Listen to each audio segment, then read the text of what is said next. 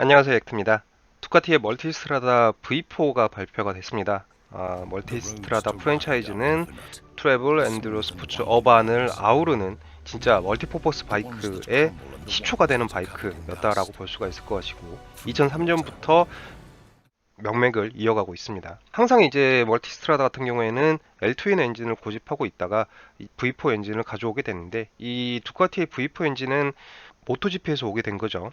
데스모 세디치라고 하는 모토GP 머신이 지금 V4 엔진을 쓰면서 굉장히 좋은 성과를 모토GP에서 내고 있고 이거를 가져다가 이제 파니갈레도 만들고 스트리트 파이터도 만들었는데 이 V4 엔진의 잠재력이라든가 이런 게 좋기 때문에 우수하기 때문에 이걸 가지고 좀 더 활용 범위를 넓혀서 하다 보니까 이제 멀티스트라다에도 V4 엔진이 들어가게 되는 뉘앙스가 있습니다.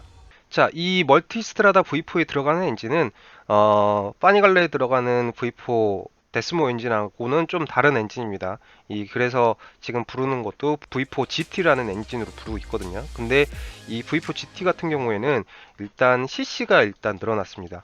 그래서 1003cc에서 1058cc로 CC가 늘었고요. 83mm로 보호를 늘렸고 이를 통해서 CC가 좀 더 늘어났습니다.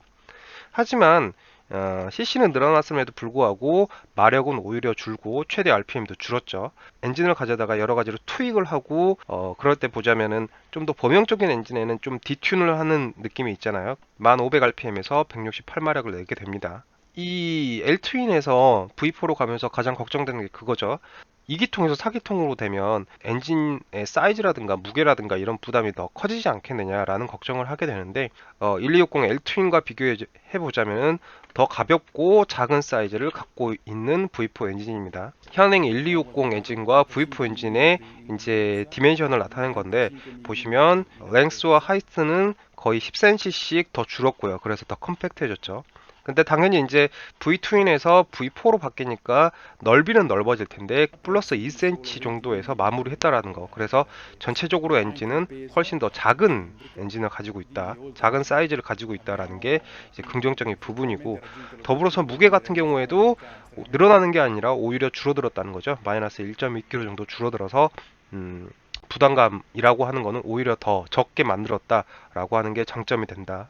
우리가 이제 하나 좀 의아해할 수 있는 부분이라고 볼 수 있는 게 기존에 이제 V4 엔진보다 출력과 RPM이 줄어든 건 오케이라고 하는데 이 168마력이라고 하는 부분 기존의 V4 엔진에 비해서 너무 많이 준 거 아니냐라고 얘기를 할 수가 있거든요. 거의 지금 40마력이 넘게 줄어든 거고 RPM도 가용 RPM도 많이 줄어들었는데 이 부분은 이 밸브 방식을 바꾼 게 가장 큽니다. 두카티 같은 경우에는 데스모드로믹이라고 그래가지고 밸브를 닫고 열고 할 때 캠을 이용해가지고 캠을 돌려가지고 로코암을 움직여서 이제 밸브를 약간 직접 구동하는 방식으로 이제 열고 닫았다고 한다면은 기존의 전통적인 스프링 밸브 방식으로 이 V4 GT 엔진은 바꿨습니다. 다른 대부분의 바이크 제조사들은 이 스프링 밸브를 쓰고 있었거든요. 근데 두카티가 이 데스모드로믹 밸브를 썼던 부분이 뭐가 있냐면은 이 데스모드로믹 밸브 같은 경우에는 직접 구동 방식이기 때문에 좀 더 정밀하고 확실한 밸브 온오프를 시킬 수가 있다라는 부분이 있습니다. 그래서 이게 고 RPM에서 그 유의미한 효과를 낼 수가 있거든요. 스프링 밸브를 바꾸다 보니까 최대 가용 RPM이 줄어든 것이고 자연스럽게 마력도 줄었다라고 보시면 될 것 같습니다. 근데 이게 조금 아이러니한 게 뭐냐면은 기존의 V2 엔진 같은 경우에도 데스모드로믹 엔진을 밸브를 썼었는데 구조적으로 고 RPM에 적합한 엔진이 아니거든요. V2 엔진은.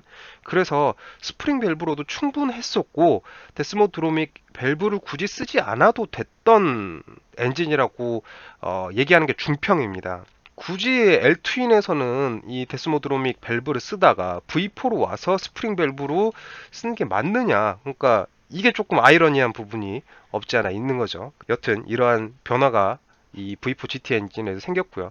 이로 인해서 얻을 수 있는 장점은 긴 서비스 인터벌입니다. 밸브 간극을 체크하는 부분이 데스모 서비스라고 돼가지고 차종에 따라서 현행 24,000km 혹은 30,000km에 한 번씩 밸브 간극을 체크하는 서비스를 받아야 하죠. 근데 이게 6만 km까지 굉장히 크게 늘어났고요. 오일 서비스 같은 경우에도 이제 얘기하기로는 14,000km에 한 번씩만 받으면 된다라고 얘기하고 있습니다. 저희가 이제 제조사의 매뉴얼 대비 60%에서 70% 정도의 오일을 교환하기 때문에 그렇게 봐도 우리는 오일을 만 킬로 정도에 한 번씩만 바꾸면 된다라고 이제 볼 수 있는 게 장점이 될 수가 있겠고요. 일반 스프링 밸브로 씀에 있어서 가용 RPM이 줄어들고 그에 따라서 마력도 줄어들었다라고 하는 부분이 있겠습니다. 자, 그러면 또 하나 의문이 나올 수 있는 게 기존의 L2인 엔진도 똑같이 168마력 정도 나왔었는데 L2인 엔진을 버리고 V4로 가는 이유는 뭐냐라고 한다면 이제 토크 분분을 조금 볼 수가 있을 것 같습니다. 기존에 이제 1260의 토크 밴드고요. 그 다음에 V4의 토크 밴드거든요. 근데 보시면 중속 저속에서 토크가 굉장히 높은 걸 볼 수가 있습니다. V4가. 그래서 이러한 높은 토크를 가지고 있으면 차량이 훨씬 더 다루기 쉽고 유순해지는 성격을 가지게 되거든요. 그래서 멀티스트라다 950, 1260처럼 잦은 변속을 하지 않고도 이제 고단에서 낮은 RPM을 가지고도 편안하게 운행을 할 수 있는 부분이 이제 생길 수가 있는 거죠. 더 사용하기 편하고 부드러운 엔진 특성을 갖게 됐다라는 부분을 알 수가 있을 것 같고요. CC에서도 은근히 변화가 좀 있습니다. 일단 기본적으로 두카티가 가지고 있었던 아이덴티티 중에 하나인 트렐리스 프레임을 사용하지 않고 알루미늄 프레임을 사용합니다. 그 다음에 스윙암 같은 경우에도 기존에는 이제 950만 더블 스윙암이고 1260은 싱글 스윙암을 사용했는데 이게 이제 더블 스윙암으로 바뀌었고요. 그래서 이러한 특징들 보자면 밸브 구동 방식을 바꾸고 알루미늄 프레임을 쓰고 더블 스윙암을 쓰고 이런 부분들을 보자면 두카티 특유의 구성을 고집하기보다는 약간 더 대중적이고 범용적인 구성으로 바이크를 세팅했다라는 생각이 좀 듭니다. 그 다음에 V4에서 이제 주로 얘기했던 것 중에 하나가 라이다 센서였습니다. 이 두카티는 BMW와 마찬가지로 바이크의 전자장비를 상당히 선구적으로 사용하는 메이커 중에 하나입니다. 멀티스라다 같은 경우에도 이 라이딩 모드라는 거를 거의 최초로 적용한 바이크라고 하죠. 그래서 이번에 이제 라이다 센서도 조금 선구적으로 적용을 했는데 이 라이다 센서는 전후에 다 달려 있고요. 이걸 통해서 얻을 수 있는 거는 전방의 속도 조절 크루즈 컨트롤이 가능하고 후방 같은 경우는 후측방 경고 시스템이 적용이 됩니다. 하지만 일단 제 생각에는 크루즈는 국내에서는 큰 의미가 없어 보이죠. 속도 조절이 된다고 하더라도 우리가 크루징을 하기에는 우리나라에서는 고속도로를 탈 수도 없고 일단 기본적으로 땅덩이가 넓지도 않은 나라라서 굳이 크루즈까지 켜가면서 이제 라이딩을 해야 되나라는 생각은 좀 들고요.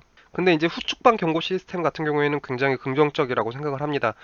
바이크 타면서 이제 제 옆을 다른 바이크가 스쳐 지나간다든가 다른 차가 스쳐 지나간다든가 이런 경우가 많이 있는데 시내 같은 경우에도 그런 경우 되게 많죠. 혹은 투어를 갔을 때도 이제 그룹으로 갈 때 내 일행이 옆으로 추월을 해가지고 가는데 나는 그걸 못 보고 이제 차선 변경을 하다가 좀 위험한 상황이 생기고 이런 경우가 많은데 이런 부분들을 방지하기 위해서 후측방 경고 시스템은 있으면 좋다고 생각이 됩니다. 구성 같은 경우에는 이런 식으로 나와 있습니다. V4와 V4S가 있는데 아마 우리나라에서는 이제 V4S로만 판매되지 않을까라고 생각이 됩니다. 일단 큰 부분은요, 전자식 서스펜션이라고 하는 부분이 V4에서 적용이 안 돼 있습니다. 그래서 멀티스트라다라는 장르의 특성상 여러 가지 로드 환경을 갈 가능성이 크기 때문에 전자식 서스펜션은 있는 게 중요하다라고 생각이 되고요. 이제 6.5인치 풀컬러 TFT도 V4S에만 적용이 되고요.